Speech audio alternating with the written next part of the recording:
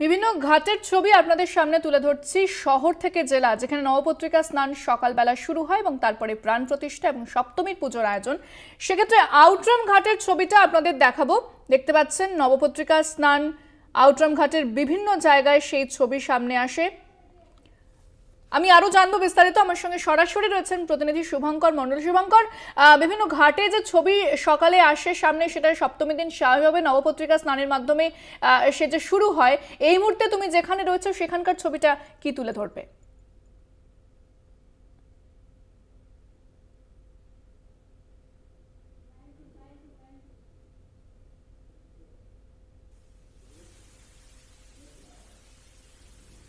কিন্তু আমরা দেখতে পেয়েছি যে নবপত্রিকা স্নানের পর্ব সেগুলো চলছে রীতিমতো পুজো আচ্ছা করে নিয়ম রীতি মেনে সেই পুজো এখানে সম্পন্ন হয়েছে। তার আগে নবপত্রিকা স্নান এবং তারপর পুজো সম্পন্ন হয়ে ধীরে ধীরে কিন্তু ডাকের বাদ্যি, কাসর ঘণ্টা ইত্যাদি সহযোগে এখান থেকে নবপত্রিকা নিয়ে মণ্ডপে মণ্ডপে ফিরে গিয়েছে পুজো কমিটিগুলো।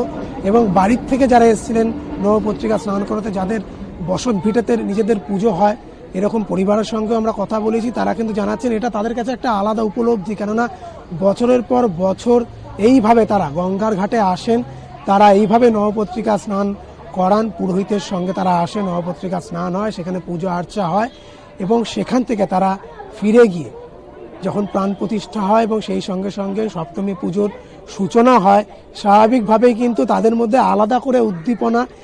এবং বাঙালি এই যে সবথেকে বড় উৎসব ইন্দ্রাণী, তাতে কিন্তু তুমি আমি আমরা প্রত্যেকেই সামিল। এবং স্বাভাবিকভাবেই কিন্তু যারা এসছিলেন এখানে এই নবপত্রিকা স্নানের জন্য, তারাও জানিয়েছেন যে ভীষণভাবে তারা আনন্দে উদ্গ্রীব এবং মুখরিত হয়ে থাকেন। কেননা এই যে 4-5টি দিন উমা কৈলাস ছেড়ে তার স্বামীর গৃহ ত্যাগ করে সেখান থেকে তারা পিতৃগৃহে আসে, এই 4-5টা দিন ঘরের মেয়ে আসাতে যেভাবে আনন্দ উল্লাসে আপামর রাজ্যবাসী, দেশবাসী তারা সামিল হন, সেটা কিন্তু এক কথায় অনবদ্য। এবং গতকাল আমরা দেখেছি মহাষষ্ঠীর পুণ্য লগ্নে দেবীর বোধন সম্পন্ন হয়েছে।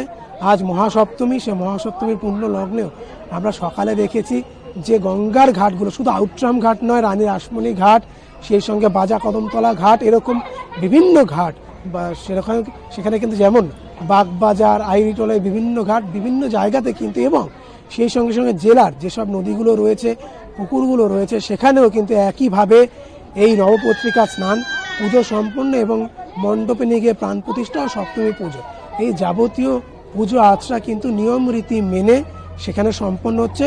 ফলত আজ সকালেই আমরা এই যে ছবি, যেটি প্রতি বছর আলাদা করে মনের মধ্যে, মনের মণিকোঠায় গেঁথে যায়, এই যে নবপত্রিকা স্নান, এবছরও কিন্তু আমরা সেটি দেখতে পারলাম।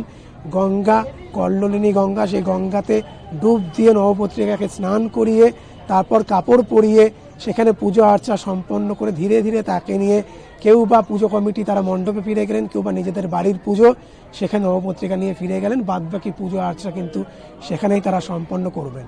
ইন্দ্রাণী, একেবারে অনেক ধন্যবাদ শুভঙ্কর। আমাদের সঙ্গে সরাসরি ছিলেন প্রতিনিধি শুভঙ্কর মণ্ডল এবং আউটরাম ঘাটের ছবিটা আপনাদের সামনে তুলে ধরেছি, যেখানে সকালবেলায় প্রত্যেকে চলে গিয়েছিলেন নবপত্রিকা স্নানের জন্য। যে প্রস্তুতিটা আমরা দেখেছিলাম, তারপরে প্রত্যেকে মণ্ডপে ফিরে যাচ্ছেন আবারও প্রাণ প্রতিষ্ঠা এবং তারপর সপ্তমীর পুজোর আয়োজন। প্রতি বছর এই ছবি আমাদের সামনে আসে এবং একইভাবে কিন্তু আমরা দেখি যে প্রতি বছর সপ্তমীর সকালে ঘাটগুলো একেবারে জমজমাট হয়ে যায়, প্রচুর মানুষের ভিড় সেখানে জমা হয়। যারা বাড়ির পুজো এছাড়াও যে মণ্ডপে মণ্ডপে পুজো, তারা প্রত্যেকেই ঘাটে জড়ো হন, জমায়েত করেন। শুধুমাত্র যারা পুজো করছেন তারা নন, যারা সাধারণ মানুষ আছে তারাও কিন্তু এই যে নবপত্রিকা স্নানের যে পর্ব চলে সেখানে তারাও সাধারণ মানুষকেও সামিল হতে দেখা যায়।